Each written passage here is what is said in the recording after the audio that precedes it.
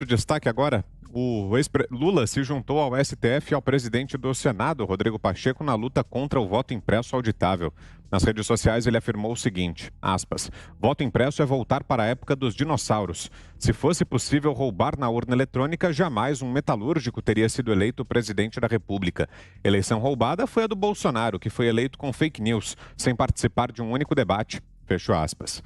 Nesta terça, o presidente da comissão especial que trata do voto auditável, o deputado federal Paulo Eduardo Martins, reconheceu que não deve prosperar no colegiado a proposta de emenda à Constituição que viabiliza a medida. O cenário é por desaprovação, lamentou ele. Ontem, a deputada Paula Belmonte denunciou a manobra para enterrar a questão. Aspas. Fui retirada da comissão do voto impresso. Deputados que são a favor do tema foram trocados por parlamentares contrários. É absurdo irem contra algo que torna a eleição brasileira mais moderna e transparente. Por isso, hashtag eu apoio voto auditável. Aspas. Ana.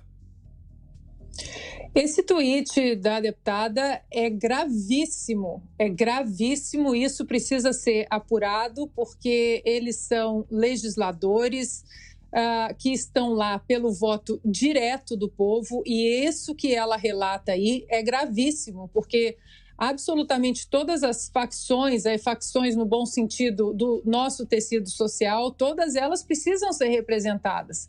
E não adianta tentar colocar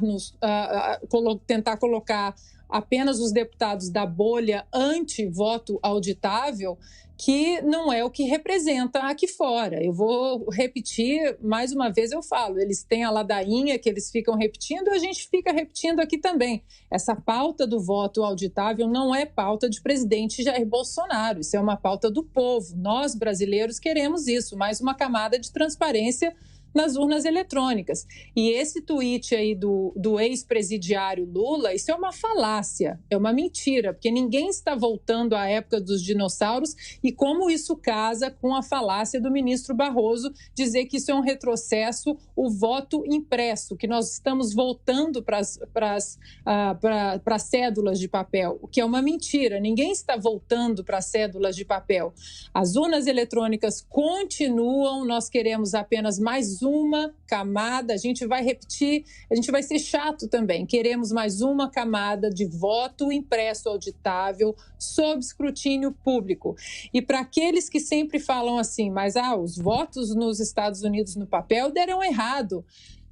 Minha gente, aqui nos Estados Unidos são 50 estados, são 50 eleições diferentes, há votos no papel, há votos pelo correio, esse foi um dos grandes problemas, há votos apenas nas urnas eletrônicas, como é o caso aqui da Califórnia. Não tentem comparar o sistema eleitoral americano com o brasileiro, porque é muito diferente. Aqui mesmo em uma eleição presidencial, nós temos 50 eleições presidenciais diferentes. Cada estado decide como será o seu sistema de voto.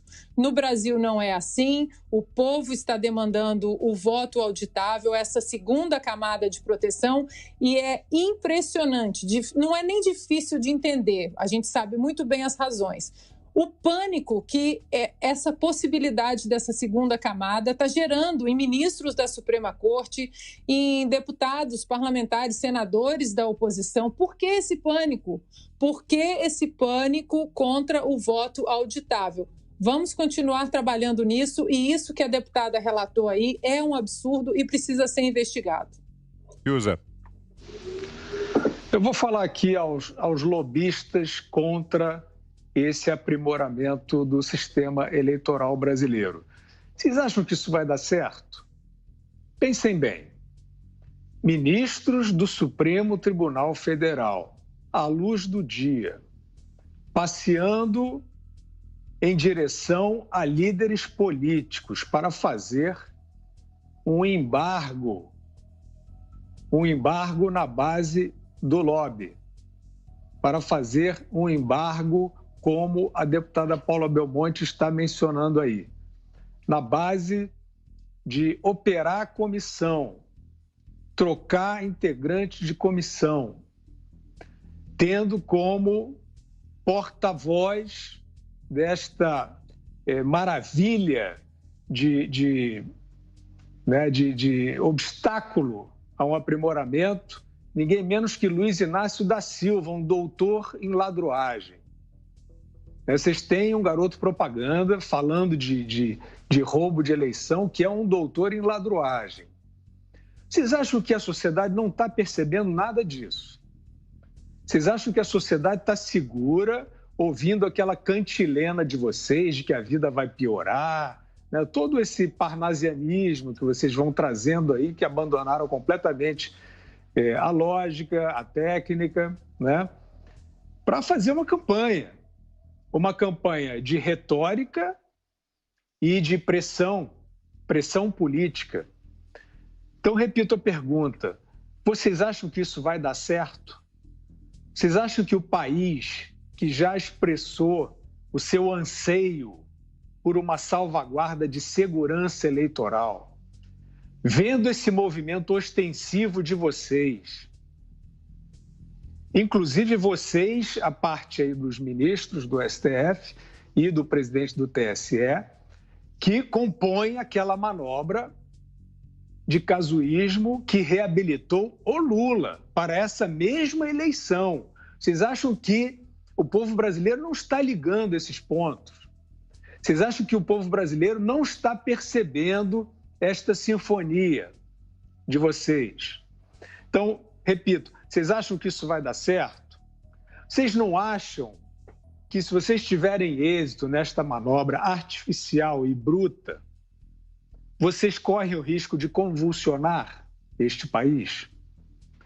Como se sente um povo, uma sociedade com razões para desconfiar da lisura do processo eleitoral, ansiando pelo aprimoramento desta segurança eleitoral? Como se sentirá esse povo se ele entender que este anseio de aprimoramento está sendo barrado na marra e no grito e no tapetão? Vocês acham que vai ficar tranquilo? Eu tenho a impressão de que não. Eu tenho a impressão de que os senhores estão brincando com fogo e gasolina. Então, a pergunta, né, o chamado à reflexão é o seguinte: façam um cálculo sobre os seus atos, né? Façam um cálculo sobre as possíveis consequências. Que vocês estão fazendo política, a gente já viu. Agora, tentem medir se essa estratégia bruta, subterrânea, ou até nem tão subterrânea, né, até ostensiva, tentem calcular o custo-benefício disso dentro do cálculo político de vocês, do cálculo eleitoral. Vocês acham que vai ser bom? Vocês acham que vocês vão sair bem do outro lado? Bom, a não ser que o povo seja suprimido, né? A não ser que a voz, que a sociedade, isso que vocês fingem que é gritaria do gabinete, do não sei o quê na internet, mas que é o povo, né? Que é aquela velha e tradicional instituição. O povo, a sociedade, bastante eloquente hoje nas suas manifestações de preocupação com a segurança eleitoral.